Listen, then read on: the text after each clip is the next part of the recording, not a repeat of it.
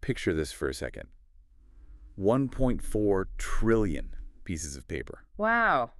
That's almost impossible to visualize. Right. And add to that, like 750,000 television images. Yeah. And then just a completely nonstop barrage of, notifications, billboards, emails, advertisements. Yeah, just constantly. Exactly. That is literally what your brain is trying to process, filter, and basically survive right this very second. Yeah. We like to tell ourselves that we live in this enlightened information age, right? Yeah, that's the buzzword. But the reality is actually much darker than that. We are living through this unprecedented, just nonstop assault on the human mind. It's at the absolute definition of sensory overload. I mean, it completely breaks the traditional models of how we process choices. Totally. Because the sheer volume of data being hurled at the average person, it has fundamentally altered how human beings form opinions, how we remember facts, and, most importantly for anyone in business, how we decide what to buy. And that chaotic, just totally overloaded environment is exactly why so many brilliant products and honestly, so many incredibly talented people just fail to get noticed. Oh, absolutely. They just disappear into the noise. Right. Like you can have the best engineering, the most pristine financial model, the most revolutionary software imaginable, but if you don't understand how the human brain actually defends itself against this assault, you are invisible. You might as well not exist. Exactly. Which brings us to our mission for today. We are pulling together a definitive, highly detailed deep dive, extracting all the core business and marketing lessons from a text that really just rewrote the rules of commerce. It really did. We're talking about Positioning, The Battle for Your Mind by Al Ries and Jack Trout. Such a foundational text. I mean, its relevance has honestly only multiplied since it was first published. Yeah, the fog has only gotten thicker, right? Definitely. I mean, think about how you were likely taught business strategy or even, how you instinctively approach a new project today. There's this classic framework, right? The 4 Ps of marketing. Oh, yeah. Product, price, place, and promotion. Philip Kotler talks about this extensively in his foreword to the book. Right. And the conventional wisdom is that you build a fantastic product, then you figure out the optimal price. Make sure the margins are right. Exactly. Then you get it distributed to the right places, and finally you run some promotions to tell people about it. It feels like a very logical sort of step-by-step recipe. It does. But the core argument of this book is that if you start with those 4 Ps, you have already lost the war. Wait, really?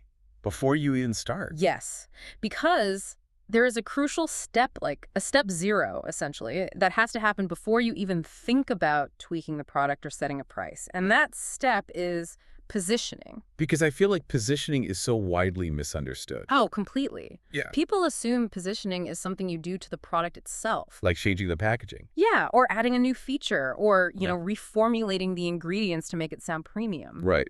But the authors draw a massive distinction here. They say, positioning is not what you do to a product. Positioning is what you do to the mind of the prospect.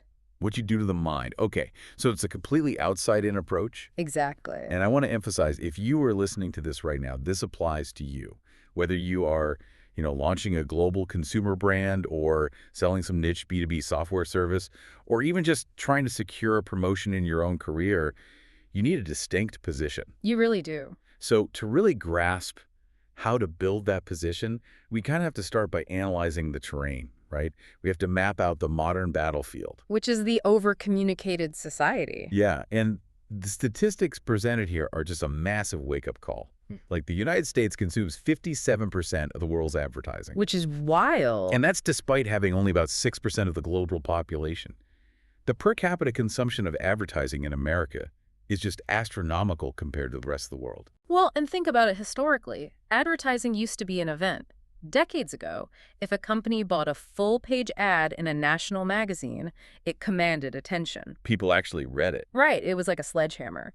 You could strike the consumer's mind and leave a deep, lasting impression because the surrounding environment was, relatively quiet. But today, the sledgehammer is gone. Communication has become a light fog. It's omnipresent. It's everywhere. But it barely leaves a trace. It just gently envelops you as you walk down the street or, scroll through your phone. Right. So let's look at how the brain actually copes with that fog. I'm imagining the human mind like the RAM on a computer. Like, if you have a few programs open, the processor runs smoothly. Sure. But if you open 10,000 browser tabs simultaneously, the system panics. Mm. It freezes. It has to aggressively shut things down just to survive. That's a great way to think about it, though the book uses a much more organic analogy, which I love. The dripping sponge. Oh, yeah, You good know, sponge. Break that down for us. So, the scientific consensus is that the human nervous system simply cannot process beyond a certain threshold of sensation. It just taps out. Exactly. When that threshold is breached, the mind goes blank to protect itself. It becomes an oversimplified mind. The sponge is already totally, completely saturated with information. So it's dripping wet. Right. And if you want to put a single new drop of water into that sponge, you have to squeeze an old drop out. It is physically impossible to soak up new information without displacing something that is already there. Wow. And this leads to a psychological phenomenon that completely shatters the way most companies write their marketing copy. Because the saturated mind doesn't just randomly reject information, right? No, not randomly at all. It selectively rejects new information that contradicts what it already believes. You see what you expect to see. Exactly. The human mind is incredibly defensive. The authors cite this fascinating experiment regarding perception that really nails this. Oh, the art one? Yes. Researchers took two completely abstract drawings. They labeled one drawing Picasso and the other drawing Schwartz. Okay. And when they showed these to test subjects, the subjects consistently described the Picasso as brilliant, nuanced, and visionary. Not sure. But they dismissed the Schwartz drawing as amateurish and sloppy. Even though the names were just arbitrarily slapped on there, the art itself didn't change at all. But the expectation completely dictated their reality. The expectation becomes the filter. The mind has already categorized Picasso as a genius. So when it sees the image, it actively searches for genius to validate its pre-existing belief. Which makes perfect sense when you think about it. And this is exactly why trying to change a prospect's mind using raw, objective facts is a spectacular disaster. Businesses waste literally billions of dollars running ads that effectively say, look at these objective metrics, we have run the tests, and our product is mathematically 20% more efficient than the leading brand. And the consumer's brain just bounces that data right off the firewall. They just think, well, I already know the leading brand is the best, so your data must be skewed, or you're measuring the wrong thing. It's almost comical how aggressively we protect our preconceptions. It really is. I mean, if the facts contradict the established belief, the mind simply rejects the facts. So to survive this overcommunicated society, people organize their knowledge into mental ladders. Mental ladders. Okay, explain that. Think of a literal stepladder inside your head for every single category of your life. You have a ladder for airlines, a ladder for running shoes, a ladder for fast food. And on each rung of that ladder sits a single brand name. Exactly. But here is the critical constraint. Harvard psychologist Dr. George A. Miller proved that the average human mind cannot juggle more than 7 units of information at a given time. The magical number 7. Right. That's why we have 7-digit phone numbers, the 7 wonders of the world, the 7 deadly sins. Our mental bandwidth is just hard-capped. So on any given mental ladder, there are at most 7 rungs. At most. And for low-interest categories like, say, industrial ball bearings or roofing tiles, there might only be 1 or 2 rungs. This is just the brutal reality of launching a new product, isn't it? It really is. You are not walking into an empty room. You are trying to force your brand onto a ladder that is already fully occupied. If you try to just shove your way in with a list of features, you fall right off. What do you do? You have to somehow relate your new information to the old information that is already sitting securely on the rungs. I want to push back on this premise, though. Let's say I'm an entrepreneur, right? I've spent a decade in R&D. I've genuinely invented a superior product. It lasts longer, it's safer, it's more environmentally friendly. The sheer weight of that truth over time has to win out in the free market, doesn't it? Like, if the product is objectively better, shouldn't the facts eventually shatter the consumer's preconceptions? That is the most common and honestly most fatal assumption in business, the belief that truth automatically rises to the top. But it doesn't. In the positioning era, absolutely not. The objective truth is completely irrelevant if it cannot penetrate the prospect's mental filter. The authors use a pretty stark political example to illustrate this exact point. Oh, George Bush one. Yes. Back in the 1980s, they looked at Vice President George Bush. Now, here is a man who had an incredibly distinguished, objectively dense resume. Combat pilot, UN ambassador, CIA director, vice president of the United States. A literal lifetime of hard facts. Yeah. An overwhelming amount of objective data pointing to his prominence. Exactly. And they compared his public recognition to a cartoon character. Oh, this is so good. To Mr. Clean, right. To Mr. Clean. The bald, muscular genie on the bottle of the Procter & Gamble household cleaner. That's hilarious. It's crazy. When they ran the polling data, 44% of supermarket shoppers had absolutely no idea who Vice President George Bush was. Almost half. But 93% of those same consumers instantly recognized Mr. Clean. Wow. And here's the kicker. Despite the fact that Mr. Clean had not appeared in a television commercial in over 10 years at that point. That is deeply unsettling. But it perfectly proves the point, doesn't it?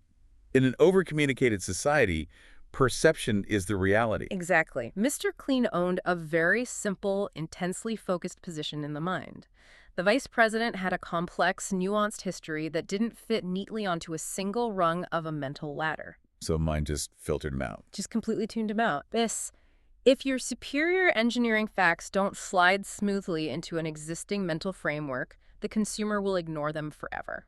So the natural question becomes, if the mind is this fiercely guarded fortress and objective facts are basically useless weapons, what is the optimal strategy to secure the top rung of that mental ladder? It's actually incredibly simple. You just get there first. Just be first. That's the ultimate advantage. The book calls this the Lindbergh Rule. Ask anyone on the street who the first person to fly solo across the North Atlantic was, and they will immediately say Charles Lindbergh.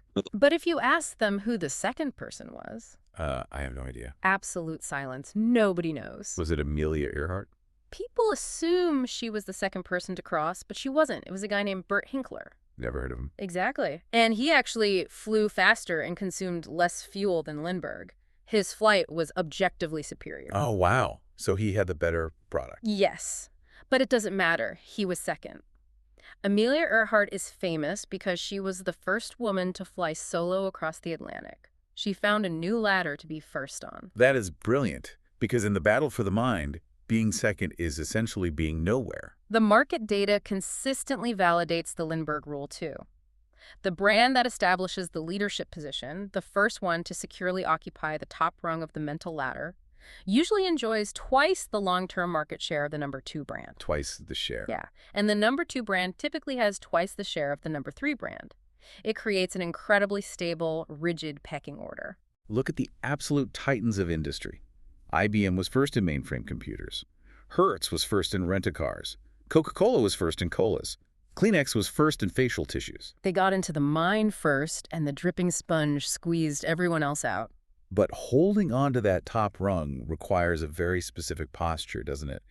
And the authors identify a massive, completely counterproductive trap that market leaders frequently fall into. They call it the "we're number one" trap. Oh, it is remarkably common. A company works tirelessly to become the leader, and once they finally get there, they decide to run massive ad campaigns explicitly shouting, "We are the biggest, we sell the most, we are number one." Which seems like a logical flex. But it is a disastrous strategy. Why, though? Like, if you have the data to prove you're the biggest, why not leverage it? Why not tell everyone? Because of how it makes the company look psychologically. To the consumer, screaming, "I'm number one," reeks of insecurity. Oh, I see. Think about it. If the prospect already firmly believes you are the leader, your ad just makes them suspicious. They wondered why the undisputed king suddenly feels the need to violently defend his crown. Right, like, who are you trying to convince? Exactly. And if the prospect doesn't think you are the leader, telling them you are contradicts their mental ladder, so they reject the claim anyway. It's like walking into a room and loudly declaring, "I am a very cool, popular person." Yes. The mere act of saying it proves you aren't. Perfect analogy. So what is the actual playbook for the market leader? How do you defend the throne without looking defensive? You relentlessly reinforce the original concept that got you to the top in the first place. You don't talk about your market share, you talk about your essence. Coca-Cola executed this flawlessly. Oh, tell me about that. When Pepsi started gaining ground, Coke didn't run ads showing pie charts of their global sales dominance. They launched the campaign, "The Real Thing." The real thing. That is such an aggressive, subtle checkmate. It is brilliant positioning because it establishes a dichotomy. By simply calling themselves the real thing, Coca-Cola instantly positioned every other cola on the planet as a cheap imitation. They didn't even have to mention Pepsi. Not once. They just reinforce their position as the original authentic standard. Xerox does the exact same thing. They don't brag about how many copiers they sell. They run campaigns that promote the value of copiers in general. Because in the mind of the consumer, Xerox is the copier. Exactly. If the overall category grows, Xerox naturally grows. Okay, so the leader expands the category. But what happens when a competitor introduces a genuine technological breakthrough? Like, if a rival company invents a totally new type of engine, the leader can't just ignore it and say, we're the real thing. No, they can't. And this is where leaders really have to swallow their corporate pride. The strategy is called covering a bet. Covering bets. Right. If you are the leader, you cannot afford to dismiss new developments, even if they threaten your existing products. You have to adopt the new technology immediately to prevent a competitor from claiming the new ladder. The book tells this wild story about General Motors and the Wankel rotary engine, right? Yes. Back in the day, the rotary engine was totally hyped as the revolutionary future of the automobile. And General Motors had this massive entrenched business building traditional piston engines. So what did they do? They turned around and spent $50 million to buy the rights to the Wankel engine. Wait, 50 million? Did they ever even mass produce it? No, it Yeah. turned out to be a dead end, but it was cheap insurance. General Motors was an $84 billion business at the time. Spending $50 million was literally a rounding error to ensure that if the Wankel engine did become the future, Ford or Chrysler wouldn't own it. Wow. They just built a moat to cover the competitive move. You protect the core business at all costs. That strategy makes total sense when you were defending against a threat. But let's look at the offensive side for a second. Let's say a giant company like Procter & Gamble owns the top rung with a massively successful product, like Tide laundry detergent. Okay. And their scientists invent a revolutionary new detergent for dishwashers. Why don't they just call it Tide for dishwashers? Like, why wouldn't you leverage that billion-dollar brand equity? You are circling the perimeter of the most dangerous trap in modern business. The authors call it line extension. Line extension. Yes, we will dissect the mechanics of line extension in detail shortly, but to answer your question specifically regarding P&G, they are the absolute masters of avoiding this trap through a multi-brand strategy. Right. When they launched the dishwasher detergent, they didn't touch the Tide name. They called it Cascade. Exactly. And when they launched toothpaste, they didn't call it Tide for teeth. That would be gross. Right. They called it Crest. And for dandruff, Head and Shoulders. For diapers, Pampers. Each of those brands is meticulously designed to occupy one specific rung on one specific ladder. Because Tide owns the heavy-duty laundry run. Yes. If you stretch the Tide name to cover dishwashers, you dilute its power in the laundry room. P&G's multi-brand strategy is actually a highly disciplined, single-position strategy for every individual product they make. They refuse to weaken a winning position by stretching it. It requires an immense amount of corporate discipline. So we've mapped out the strategies for the giants, right? The IBMs, the Cokes, the P&Gs. But let's ground this in reality for a second. The vast majority of businesses are not the inventors of the microchip or the creators of the first cola. Far from it. If you are a follower, if you are the underdog looking up at a giant who firmly occupies the top rung, how do you survive? The very first rule for a follower is understanding what will absolutely destroy you. There is a chapter in the book ominously titled, "You Can't Get There From Here," and it chronicles the disastrous vanity of companies that thought they could ignore the rules. RCA is the tragic case study here. Oh, RCA. They were a behemoth in the communications industry. We were incredibly successful, incredibly wealthy, and they looked at the mainframe computer market, saw the massive profits, and decided they wanted a piece of it. So they marched directly into the battlefield and went head-to-head against IBM. And it was a bloodbath, wasn't it? An absolute bloodbath. RCA lost a staggering amount of money before finally surrendering and exiting the computer business entirely. General Electric did the exact same thing and suffered the exact same fate. But why? Like, if RCA had the capital to hire the best engineers and buy the best ad space, why couldn't they carve out a share? Because they completely ignored the reality of the consumer's mental ladder. IBM wasn't just a company that made computers. In the prospect's mind, IBM meant computers. They owned the concept. You cannot attack a firmly entrenched leader head-on. You really can't. You can't just build a slightly faster machine, price it 5% lower, and expect the consumer to forcibly rewrite their mental ladder. As the legendary advertising executive Howard Gossage used to say, "Fight fire with water, not fire." So if you are standing there with a bucket of water, where do you throw it? You deploy the follower's playbook. The French have a brilliant marketing phrase for this: cherchez le creneau. which means find the hole. Exactly. Find the empty spot in the prospect's mind and then decisively fill it. To do this, followers have to think in reverse. They have to actively go against the grain of conventional industry logic to discover a hole that the leader has completely ignored. The examples of this are some of the most famous campaigns in business history. Let's look at the size creneau. For decades, the explicit rule in Detroit was that cars needed to be longer and lower. That was the obsession. Every model year, the cars got more massive, the tail fins got sharper, the hood stretched out further. That was the established definition of a good automobile. And then the Volkswagen Beetle arrives from Germany. Right. It is short, it is round, and by the aesthetic standards of 1950s America, it is objectively ugly. Now, the conventional inside-out marketing move here would be damage control, right? You hire a brilliant fashion photographer to shoot the Beetle from low angles to make it look as sleek and long as possible. You try to convince the public that it's actually quite spacious. But that would be fighting fire with fire. That would be trying to compete on Detroit's ladder, which Detroit firmly owned. Instead, Volkswagen embraced their physical reality and found the size creneau. They ran an ad featuring a tiny picture of the Beetle surrounded by massive amounts of empty white space with just 2 words of copy. Think small. It's breathtakingly confident. It worked because it directly challenged the prospect's unquestioned assumption that bigger is always better. It didn't just sell a car, it sold an entirely new philosophy. Volkswagen instantly owned the small car position in the mind, completely bypassing Detroit's defenses. And you can find these holes in almost any dimension. Let's talk about the high-price creneau. Michelob is the textbook example here.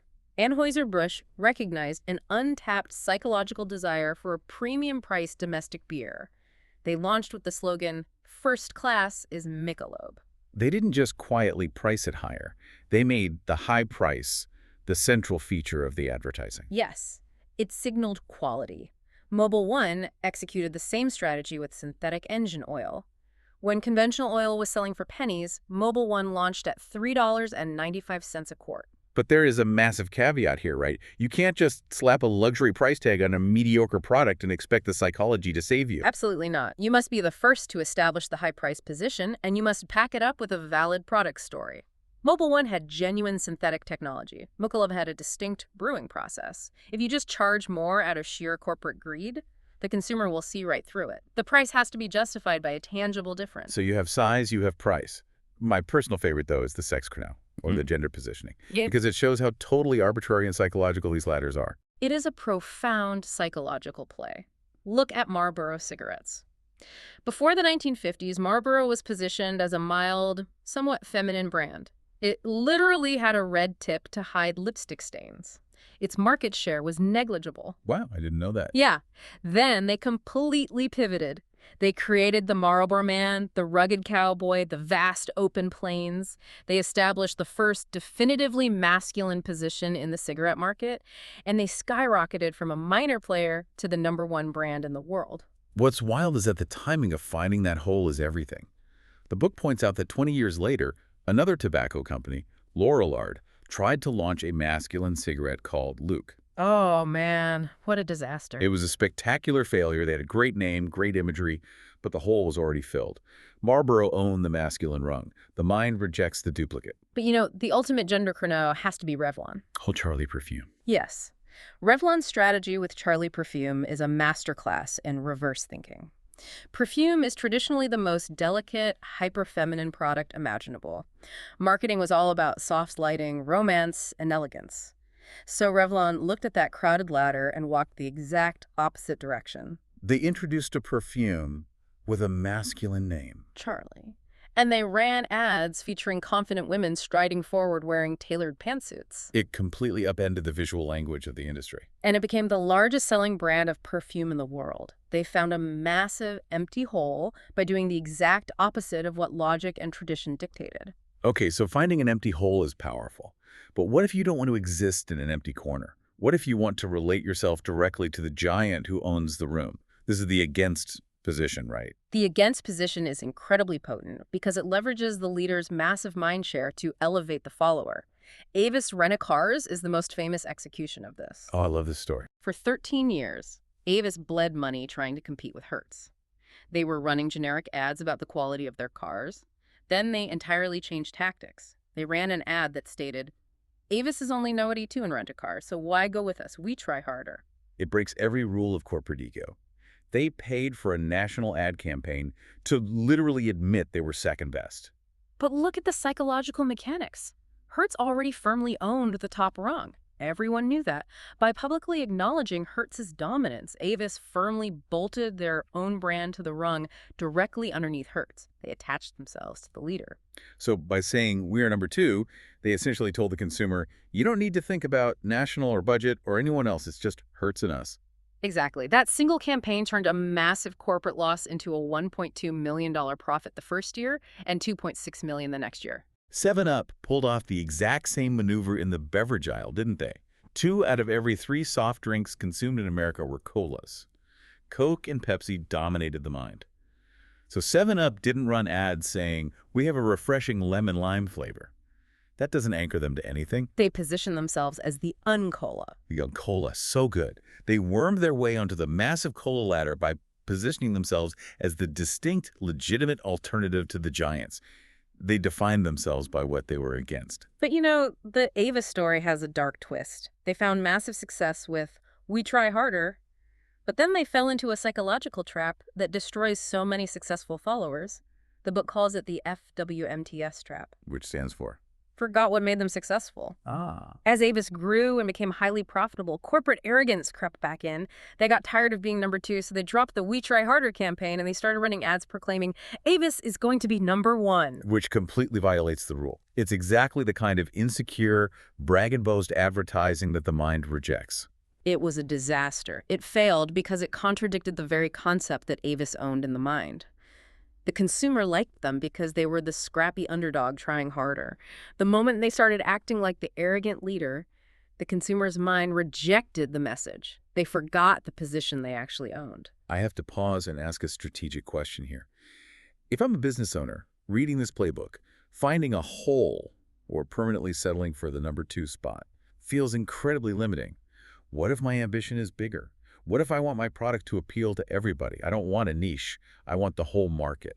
That ambition is exactly what leads to the everybody trap. It is a fundamental law of positioning. Trying to be all things to all people inevitably means you appeal to absolutely nobody. The authors highlight a very painful failure to illustrate this. Rheingold Beer in New York City. Right. Rheingold looked at the demographics of New York and said, we want to capture the entire working class market. So they created a massive, highly inclusive advertising campaign. They ran commercials featuring every single ethnic group in the city. They showed Italian Americans drinking Rheingold, Irish Americans drinking it, Black Americans, Jewish Americans. It was a completely universal approach. From a modern, socially conscious perspective, that sounds wonderful. It sounds inclusive and welcoming. Why did it fail? Because of human psychology. People define their preferences largely by associating with specific identities. By trying to reflect everyone, Rheingold diluted their specific identity to zero. They became the generic beer of nothing. Wow. To win in a hyper-competitive, over-communicated environment, you must have the courage to sacrifice. You have to carve out a highly specific niche with sharp edges. Even if it means actively alienating a portion of the market, you cannot be a mirror for everyone. You must sacrifice to win. Okay, so we've covered the strategy of finding an empty hole in the mind. But let's look at the harshest reality of modern business. What happens if you scan the horizon, you look at every ladder, and there are absolutely no holes left? Like we mentioned earlier, a modern supermarket can have 40,000 different items. Every conceivable creneau price, size, gender, age is filled. What is a tactical move when the board is completely locked? When there are no holes left, you have to execute the most aggressive, confrontational strategy in the positioning playbook. If the mind is full, the only way to get a new idea in is to force an old idea out. You must reposition the competitor. This is where marketing turns into a contact sport. Let's break down the legendary battle between Tylenol and aspirin. Aspirin was an absolute institution. Brands like Bayer, Anacin, and Bufferin dominated the analgesic market. Tylenol, which uses acetaminophen, was trying to break in, but they couldn't just run ads saying, Tylenol is a highly effective pain reliever. Because there was no room on the ladder for another generic pain reliever. The mind would just ignore it. Exactly. So Tylenol launched an ad campaign that was essentially a surgical strike on aspirin's core identity. How did they do it? They ran print ads with heavy, serious copy. The headline read, "For the millions who should not take aspirin." And the ad went on to calmly explain that if your stomach is easily upset, or if you have an ulcer, or if you suffer from asthma, taking aspirin could actually irritate your stomach lining or trigger a reaction. They spent the first 60 words of their own ad talking exclusively about the dangers of their competitor's product before they even mentioned the word Tylenol. Because they understood the mechanics of cognitive dissonance. They weren't just introducing new facts about acetaminophen. They were weaponizing the consumer's own latent, unspoken experiences against aspirin.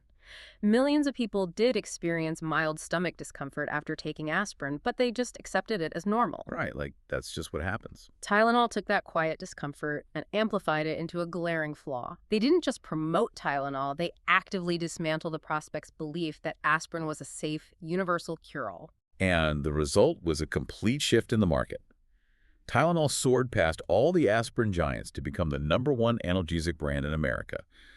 But let me push back on the strategy here, not from an ethical standpoint, but from a risk standpoint. If I am a smaller upstart and I run an ad pointing out a fundamental flaw in a billion-dollar market leader, aren't I just poking a bear? Won't they just bury me with their massive ad budget in retaliation? That is the strategic brilliance of true repositioning. If you attack their core concept effectively, they can't fight back without validating your attack. Oh. If Bayer ran an ad saying, aspirin only causes stomach bleeding in a very small percentage of users, they are still talking about stomach bleeding. Tylenol forced aspirin to fight on Tylenol's chosen battlefield. That is ruthless. Scope mouthwash executed a very similar maneuver against Listerine, didn't they? They did. Listerine totally dominated the market with its harsh medicinal formula. They literally bragged about it. The taste you hate, twice a day. It meant it was working. So Scope didn't just come out and say, we have a pleasant minty taste. That would just make them a weak alternative. Instead, Scope repositioned Listerine. They ran ads claiming that Scope gave you minty fresh breath, while Listerine gave you medicine breath. Medicine breath. 2 words, and it completely torpedoed Listerine's identity. It weaponized Listerine's own core feature against them. Listerine's strength, its medicinal formula, was suddenly reframed as a social liability. And then there's Stelichnaya vodka taking down the American brands. This one is almost comedic. It is a brilliant exposure of hypocrisy. During that era, the American vodka market was dominated by brands with very Russian-sounding names. Smirnoff, Wolfschmidt, Popov. They leaned heavily into Russian imagery, Tsars, Snow, Cossacks. But Stelichnaya was an actual, genuine Russian import. So Stoli ran ads where they essentially put the competitors' bottles in a police lineup. They showed the back labels of these Russian vodkas and pointed out that they were actually manufactured in places like Hartford, Connecticut, or Lawrenceburg, Indiana. And the kicker was simple. Stelichnaya is different. It is Russian. They exposed the illusion. They repositioned the leading domestic brands as frauds, as fake Russian vodkas. The prospect's mind immediately recoiled from the domestic brands because nobody likes being tricked. Now, there's a very fine critical distinction the authors make here that we need to clarify for you. Because you might be listening to this and thinking, okay, I'll just run an ad saying my software is 50% faster than my competitor's software. That is not repositioning. No, that is comparative advertising, and it almost always fails. Why? If you run an ad that simply says, we are better than brand X because of feature Y, the prospect instinctively looks at your ad and thinks, well, if you are so vastly superior, why aren't you the market leader? Right, it triggers the defense mechanism. True repositioning does not compare features. It undercuts the competitor's core concept. Tylenol didn't say, we kill pain faster than aspirin. They said, aspirin hurts your stomach. You have to expose a fundamental flaw in the leader's identity, a flaw that the consumer recognizes as truth, to force the old idea out. All right, so we've established our position. We've either found a brilliant empty hole, or we've ruthlessly knocked a competitor off their rung. Now comes the critical mechanism of anchoring that position into the dripping sponge of the mind. And the authors are uncompromising on this point. The single most important marketing decision you will ever make is the name of the product.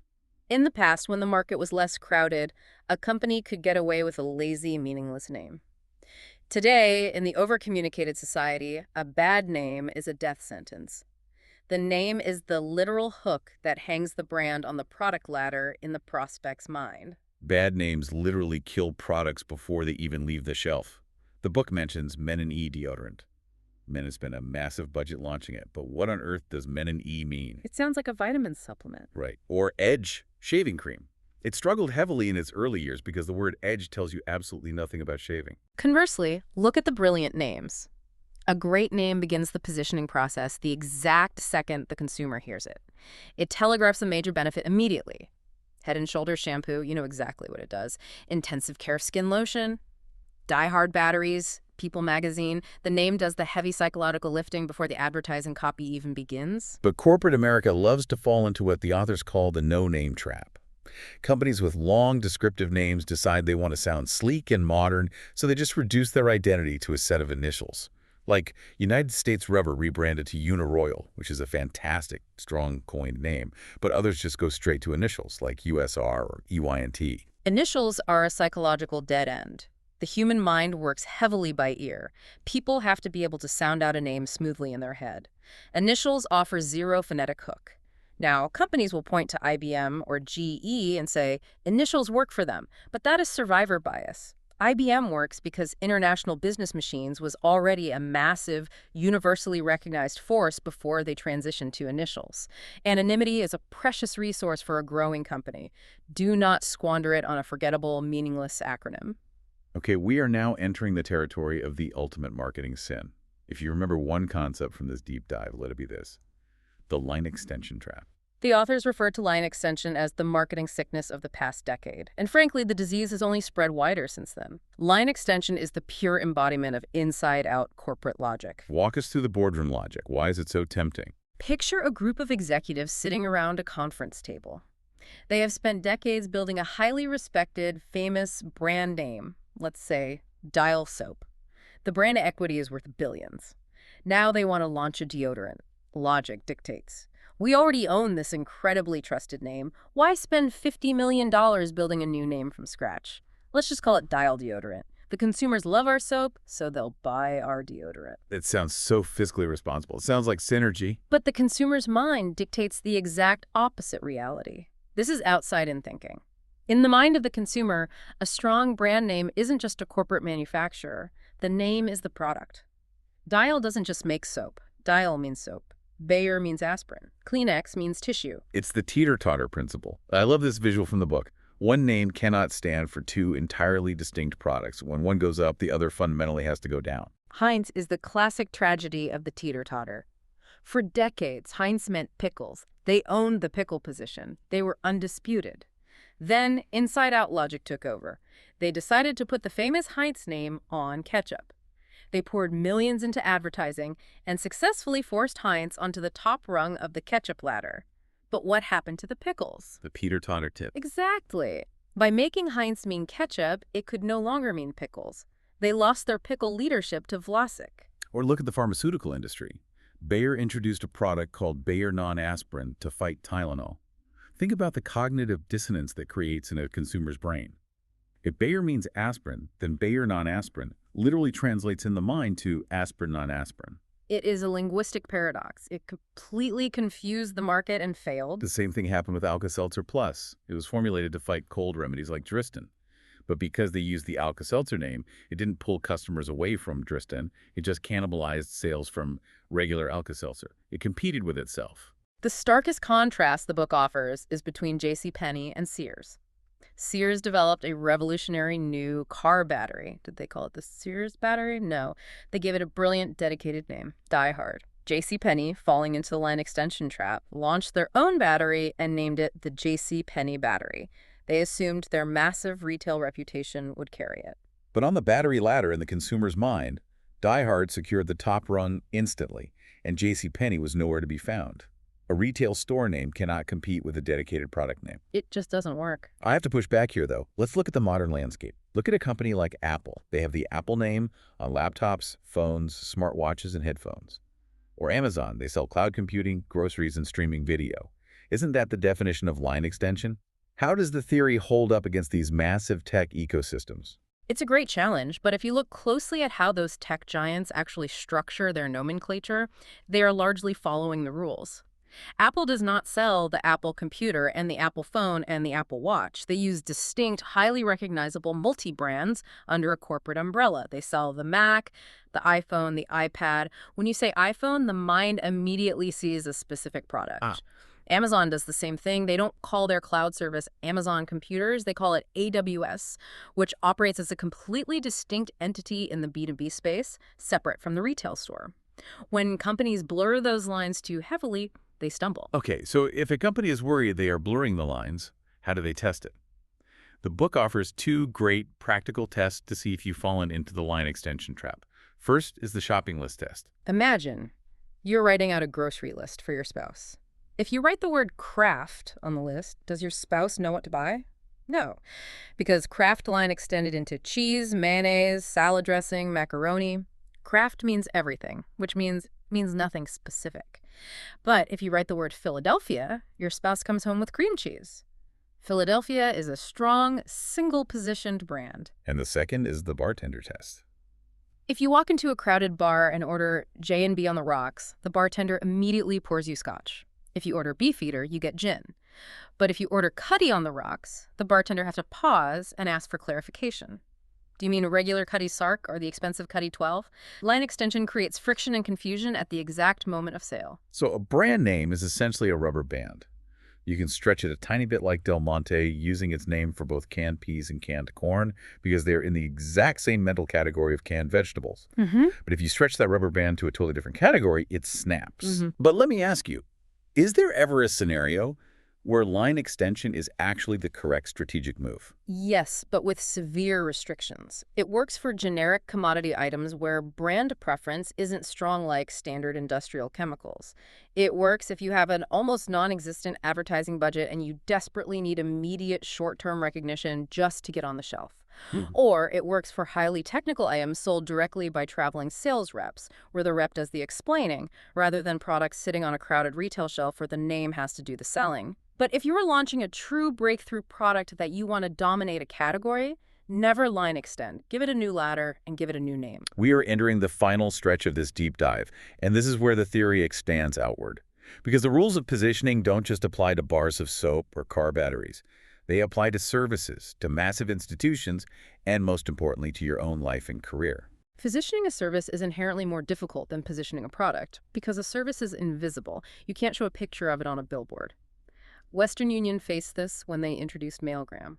They needed to anchor this invisible service to something the consumer already understood, so they positioned it directly against their own, older, famous service, the telegram.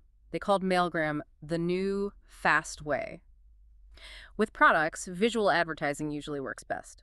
But with services, the authors argue that verbal positioning is crucial. The mind needs to hear the concept explained. And you can position an entire company. Look at the banking industry. Long Island Trust was a regional bank facing a terrifying invasion.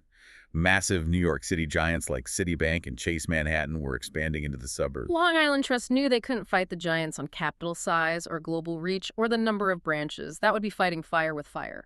Instead, they mapped the prospect's mind and looked for a hole. They found the only position the public was willing to grant them: the local, regional focus. So they launched a campaign asking, why send your money to the city? Keep it on the island. It was a brilliant dual-action move. It solidified their own position as the bank that deeply cared about the local community, and it simultaneously repositioned the massive city banks as greedy carpetbaggers who take your local deposits and send them off to fund projects in Kuwait or Tokyo. Yeah. It was a massive success because it leveraged the giant size against them. Even entire countries have to worry about positioning. Sabena Airlines was the national airline of Belgium, but they had a huge problem. Nobody wanted to go to Belgium. Travelers viewed Belgium as just a geographic layover, a place you quickly pass through on a train to get to Paris or Rome. Sabena realized that advertising the comfort of their airplanes was useless if people didn't want the destination. So they didn't position the airline, they positioned the country. They created a campaign highlighting the 3-star cities of beautiful Belgium. And to give it instant credibility in the prospect's mind, they leveraged the Michelin Guide's rating system. They gave travelers a concrete, prestigious reason to view Belgium as a destination in itself. The authors were even asked to consult for the Catholic Church. After Vatican II, the Church was suffering a massive identity crisis. They brought in Ries and Trout, and the conclusion was that the Church was falling into the everybody trap, trying to be all things to all people, mixing politics, social work, and theology.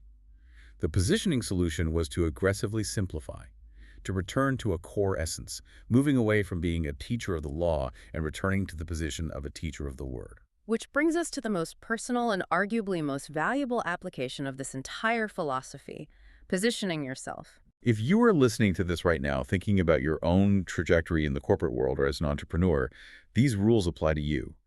Do not try to be the employee who is pretty good at absolutely everything.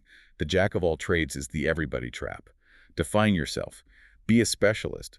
Own a single rung in your boss's mind. And start with your name. The book gives incredibly specific advice. If your name is generic, like John Smith, you probably need to use your middle initial just to create a phonetic hook. But if you have a highly unique name, drop the middle initial. Using an initial with a unique name just makes you sound like a bureaucratic corporate drone. But the ultimate career lesson the book offers is deeply counterintuitive to how most of us were raised. We are constantly fed the narrative of rugged individualism. Pull yourself up by your own bootstraps, keep your head down, work harder than anyone else, and your raw talent will naturally be rewarded. The authors argue that this is a fundamentally flawed inside-out view of the world. Right. John F. Kennedy famously said, "Ask not what your country can do for you." But the book says, in the harsh reality of business, you need to ask exactly what your company can do for you. Success in an overcommunicated society is an outside-in game. You could be the most talented, hardworking employee on earth, but if you are positioned in a dying industry or working under a stagnant manager, your talent will remain invisible. The authors use a brilliant metaphor: find a horse to ride. The jockey who wins the race is rarely the strongest jockey. It is the jockey riding the fastest horse. They lay out 6 specific horses you can ride to success. Horse number 1 is your company. Look objectively at the business you work for. Is it growing? Is it innovating? If your company is a loser, going nowhere, get out immediately. You cannot win the Kentucky Derby on a dying horse. Horse number 2 is your boss. Look at the person directly above you. Are they rising through the ranks? If they are, attach yourself to them.